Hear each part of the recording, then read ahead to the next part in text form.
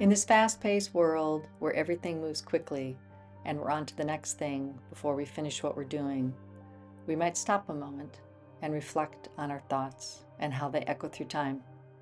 They are not a one-and-done phenomenon.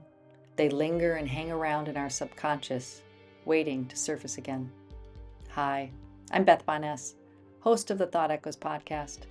In this episode, I talk with Anne-Laure Le Cunff, neuroscientist, founder of Nest Labs, and author of her book, Tiny Experiments: How to Live Freely in a Goal-Obsessed World.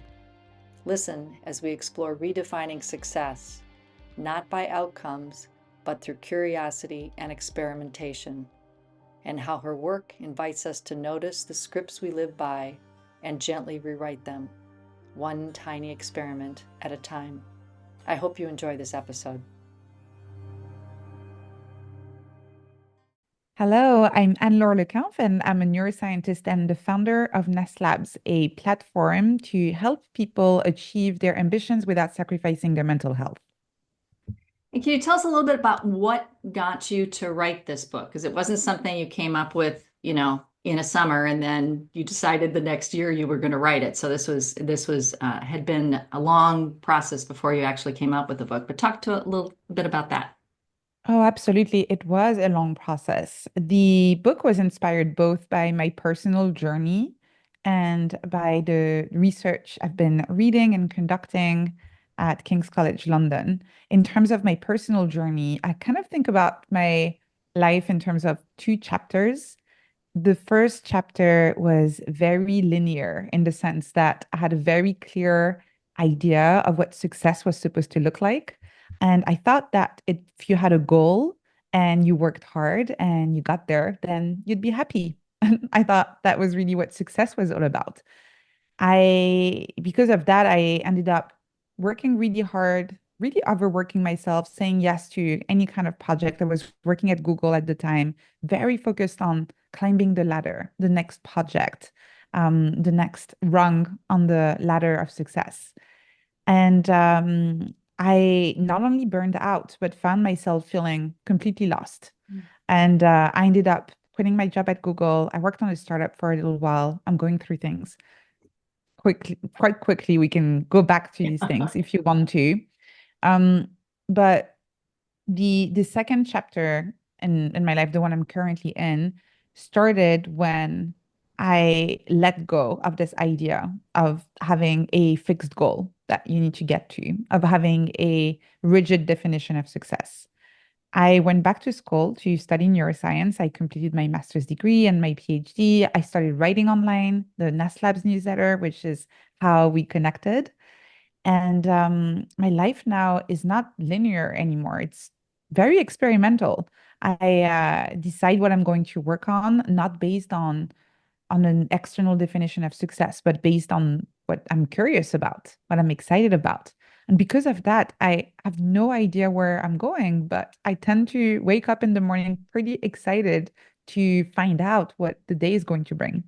That's wonderful. And one of the things I loved about the book, I mean, the concept got me, right off the bat, but there was I'm a little wee bit older than you are. And so the climbing the ladder certainly was very much, I had the whole working parent, kind of in the mix too. But the book provided a language for some of the things that I'll say I had tried to tease out, but didn't have it with as systematic way that you had. And so it gave a language plus kind of a framework to experiment with that was just delightful, like just delightful.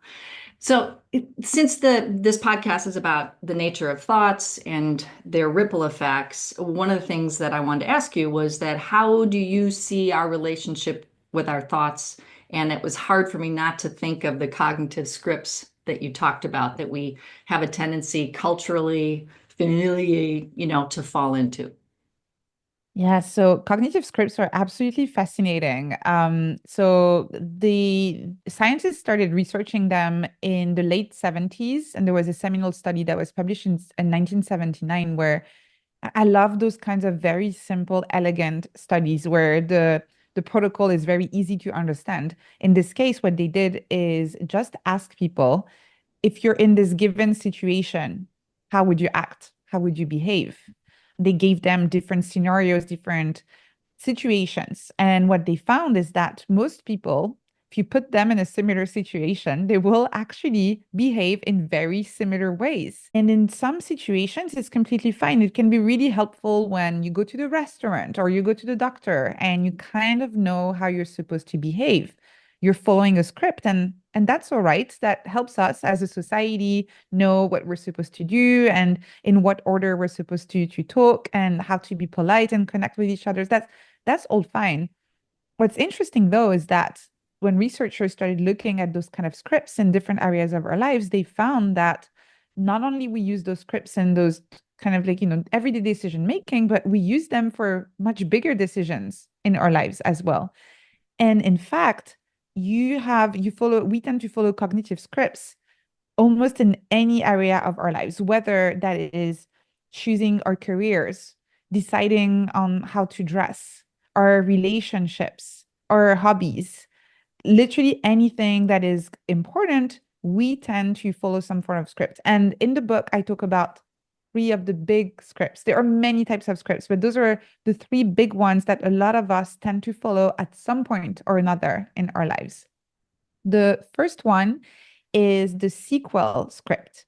That's the idea that whatever you do today needs to make sense based on what you did in the past.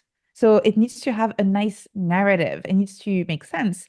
And this is the script we follow when we limit ourselves in our choices because, for example, we might say, I'm only going to look at those kinds of jobs because that's what I studied in school. Or I started in this industry, so I'm going to look for jobs in this industry. And we limit ourselves in this way. This is also why, by the way, we rewrite our CVs so they make sense retrospectively when we apply for jobs because we like a good story that makes sense. So that's the sequel script.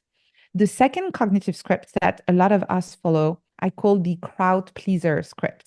And this is when we write a story that we think is going to make everybody around us happy, that everybody could be our spouse, our colleagues, our friends. We're writing a script we want to get the kind of reactions when people say, oh, wow, I can't believe you got this job, or I can't believe you're working on this. So impressive, so fun. And we don't really consider what would make us happy. So that's the second one, crowd pleaser script. And the last one is the most insidious one, because that's the script that we celebrate as a society. And this one I call the epic script. It's inspired by the Hollywood movies. It's the idea that whatever you do, it needs to be big. It needs to have an impact. It needs to be ambitious. And anything less than that is failure. And because of that, not only we tend to put all of our eggs in the same basket, but if we haven't found our passion yet, we feel miserable. We look around at all of these other people who seem to have it all figured out, who wake up every morning excited to work on this thing, the mission, the passion. And we think, oh, I haven't found my passion yet. Something's wrong with the way I'm living my life right now. So those are the three main cognitive scripts that a lot of us fall prey to. And you give some advice in terms of, I guess, the first thing is to be aware of them. And that can be a whole different, just pause a moment, let me take a break and kind of use that framework against decisions I've made and kind of go, yep, yep, yep. Oh, that explains it. But are there ways that you recommend for people to kind of, if they're stuck in one of those scripts, as a way to kind of open a little window over here and maybe a tiny experiment kind of as a way to do that, but to just be aware of it, but then that you have the power to do something about it. Exactly. And that's the entire premise of the book, really, is that you can use tiny experiments to figure out what you want in life. And so instead of having those big goals, instead of climbing those ladders, instead of copy pasting a script from someone else and try and reproduce whatever story of success you've been told you're supposed to follow, you can start from a place of curiosity. And so instead of starting from an outcome, saying, I want to get there, you just ask yourself, just like a scientist, you ask yourself almost like a research question. And you ask, might I enjoy this? Or would that be something I would be good at? Would that be something I would like to spend more time on? Would that give me joy? And instead of committing to it for the rest of your life, like we do with a habit, for example, You can instead say, I'm committing to this just for a specific amount of time. And success is not getting to a specific destination. Success is just collecting the data, conducting the experiment, and learning something new about yourself, about the kind of work that you might want to do. And that's really the definition of a tiny experiment. It's deciding on an action, a test that you want to do, and decide on a duration for how long you're going to do it, and withholding judgment Mhm. until you're done.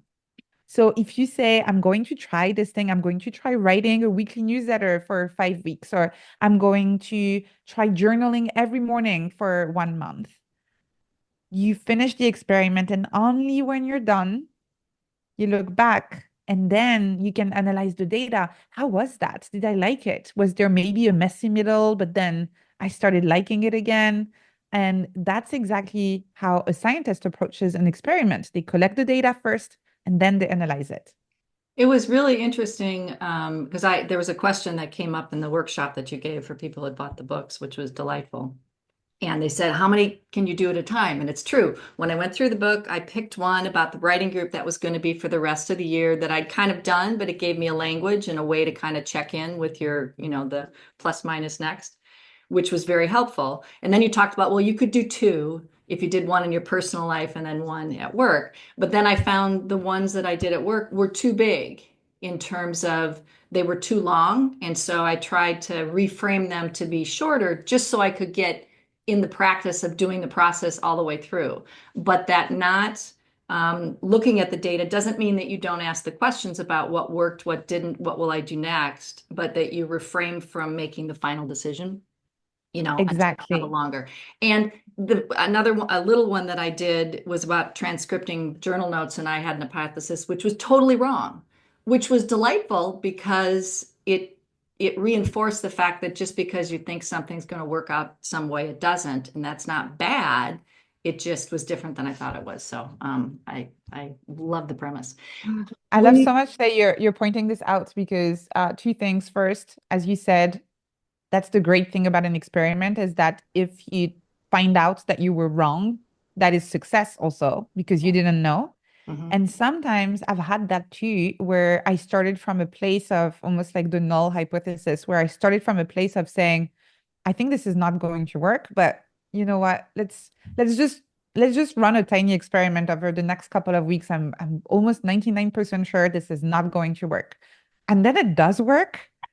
And so this is what I love about this approach is that whenever you're proven wrong, it's actually delightful. So it makes it a lot more fun to make mistakes and learn from them. Mhm. Yeah, there's no pressure, there's no right, there's no wrong, there's just doing it. The other thing that the book really reinforced was the reflection time. I'm very much into, getting stuff done, and I try to factor some of that in, but there's a difference between saying, okay, now you're going to sit down and you're going to analyze what you did and having white space on your calendar to go do something totally unrelated so that your subconscious can kind of do what it's going to do and contribute to what your analysis is. But that white space, rather than tiny experiment on top of tiny experiment on top of tiny experiment, and then we're so excited, but we don't give ourselves any time to kind of learn from what we did. So the metacognition that you talked about, again, was giving language to something that was missing enough of. So I really appreciated that. Can you talk about how the ripple effects when somebody starts doing, because you've been doing this for a while and the Nest Labs has a whole community doing it. Can you speak to kind of a higher level of what you see as the ripple effects in kind of the before and after with people before they were doing the experiments, just in general in terms of using that as a process and what kind of ripple effect the tiny experiments have had in people's lives?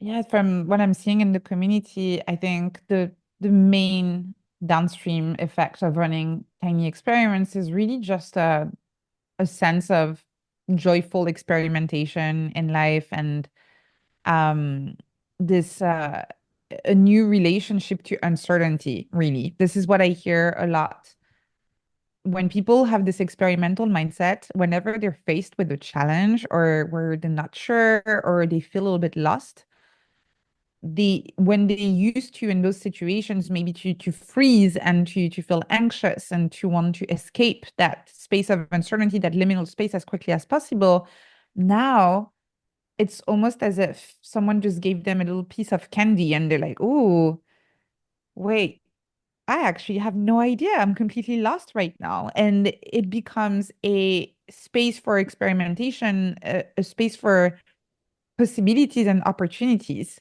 So this is the main change that I'm noticing with people, where now whenever they're in doubt, that they don't know, it's not so scary anymore. Potentially fun. When in the decision one, which is looking at head and heart and hand kind of and I'm probably mixing up because procrastination was about looking at those three. But the decision when you're looking at the data or whatever and how you're feeling is to separate the feeling from kind of the doing something about it so that you really get a chance to be in that uncomfortable, I don't know, I feel anxious. Why do I feel anxious? I don't know why I feel anxious. So to spend more time in that versus trying to quickly go to your phone or do something that gets you out of that space. It's still there. You buried it. It's going to come up some way. So giving yourself permission and encouraging people to kind of let that come out and help inform how they're going to make the decision was again another really really great tool. Yeah, and that's the thing, is that like a lot of self-help tools unfortunately are all about getting rid of the uncomfortable emotions that might come up when we're struggling with a project, or we're in a place in our lives where things are a little bit difficult. Whereas in the book, I really encourage people to become friends with those emotions, to welcome them and to process them, not in a way where you want to just get rid of them, but to fully feel them. And then you can go on to the more higher level cognitive process of dealing with the actual consequences of whatever problem you're facing. But first, feel your emotions.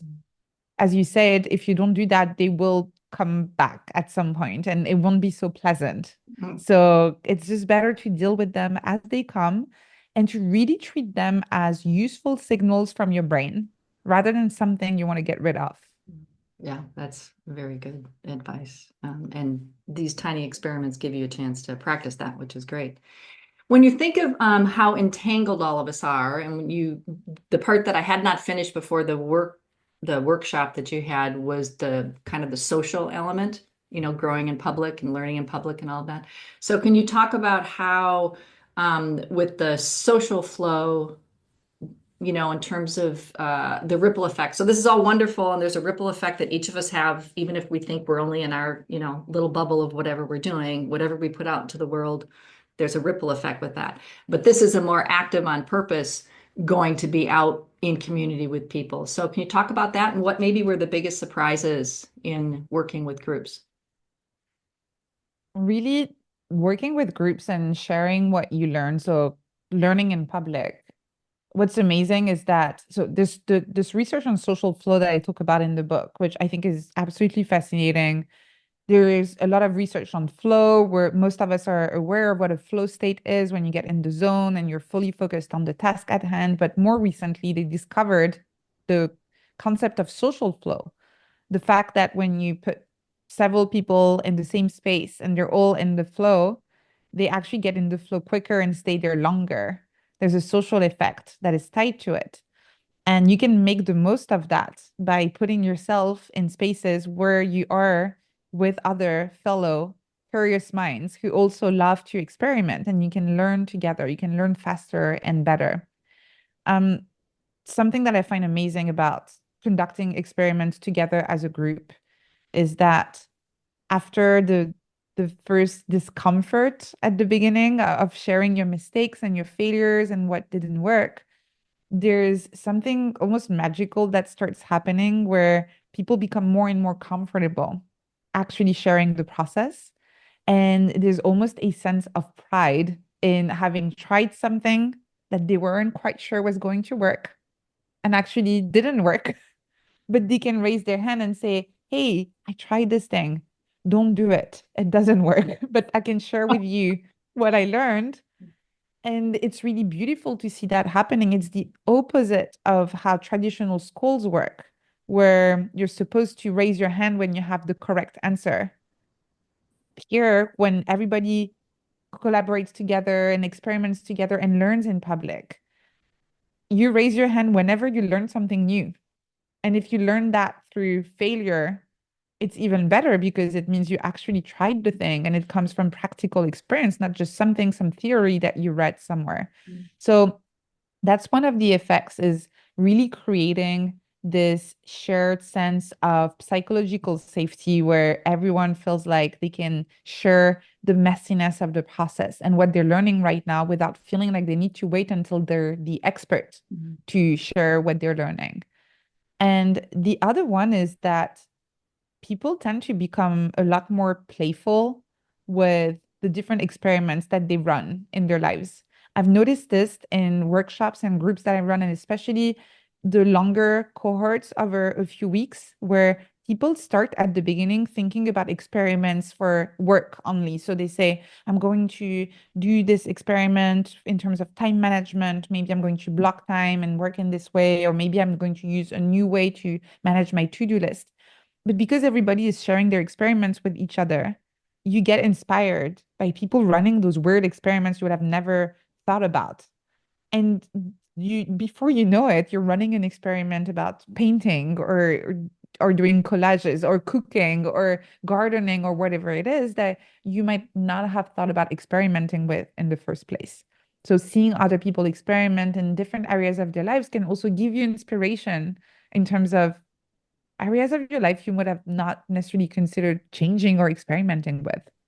Well, I think too that again, by doing an experiment versus I want to learn about gardening, so I want to become a master gardener, or I want to write a book, so I'm going to take this course and get, where it's this huge commitment to this epic project and doing some experiments along the line, you may find out that you don't like gardening or you like some other aspect of it or whatnot before you go and, kind of work your way into that.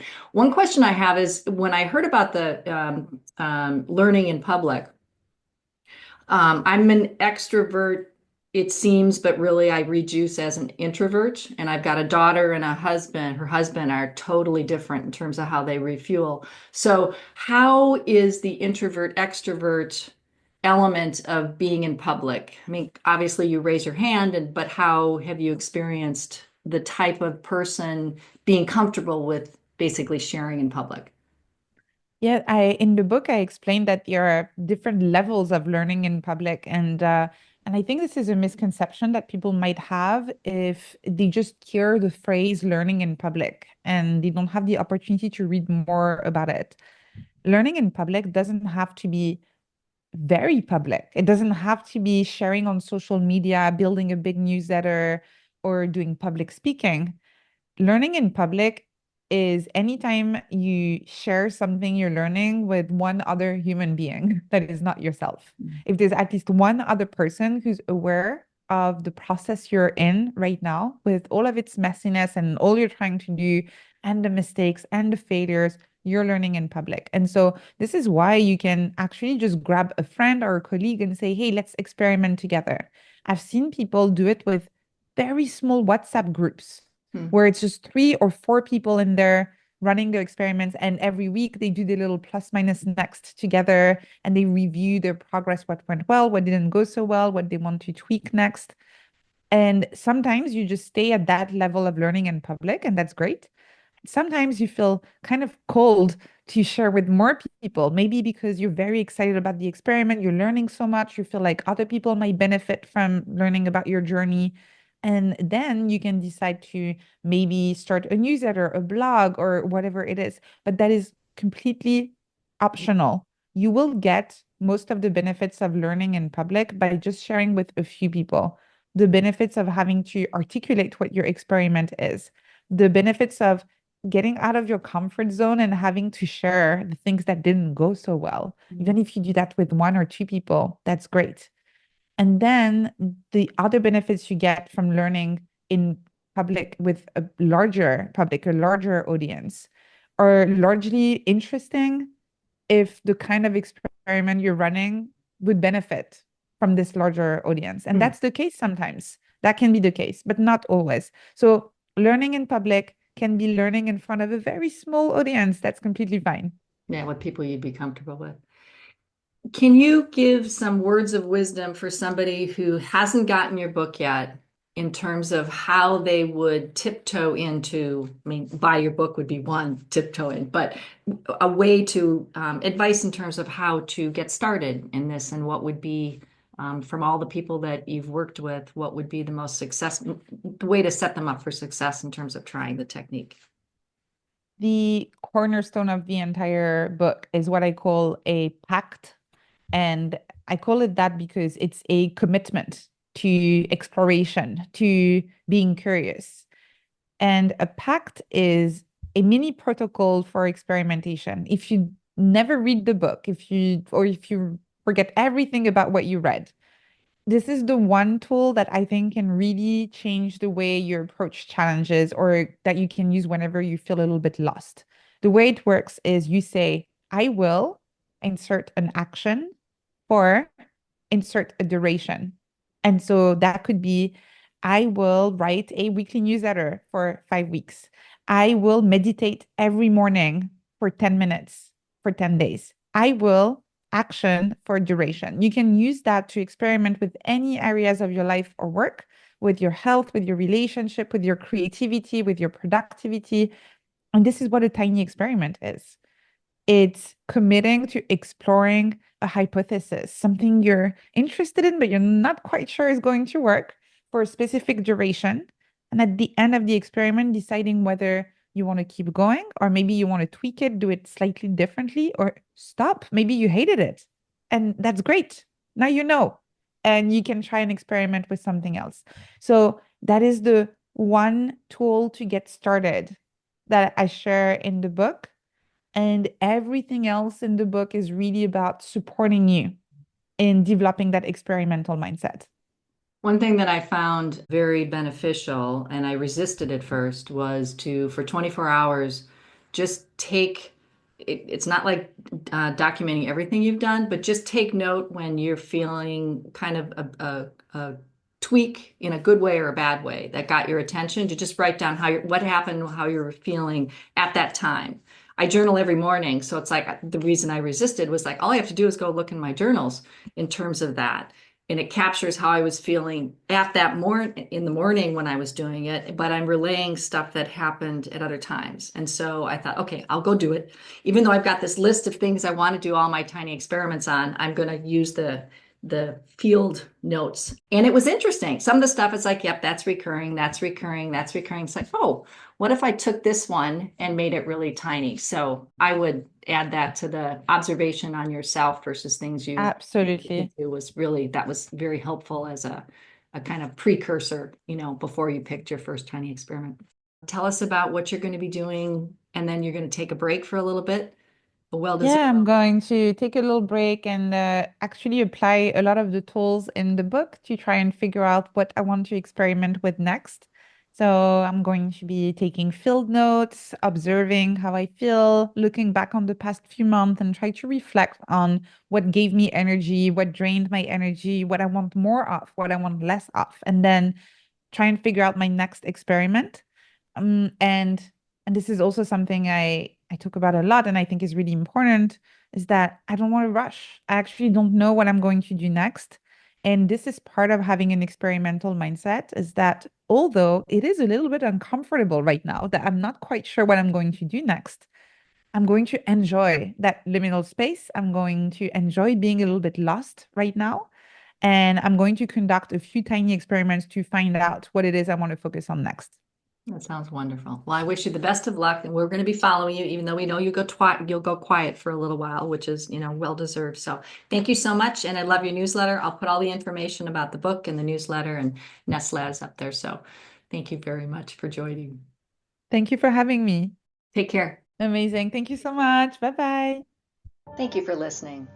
If you enjoyed this episode of the Thought Echoes podcast, please consider subscribing, leaving a review, or sharing with a friend.